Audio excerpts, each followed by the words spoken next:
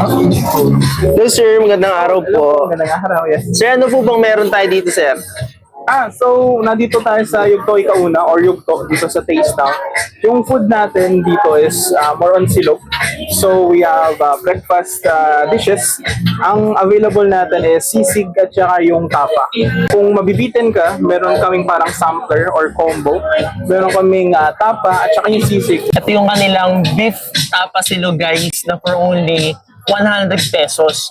So meron siyang egg, one rice, at saka itong malambot at masarap nilang tapa. Tikman muna natin yung kanilang tapa.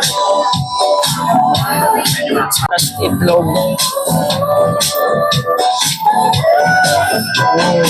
Panalo. At ito naman yung kanilang combo guys na for only 150 pesos. So may dalawa na siyang ulam.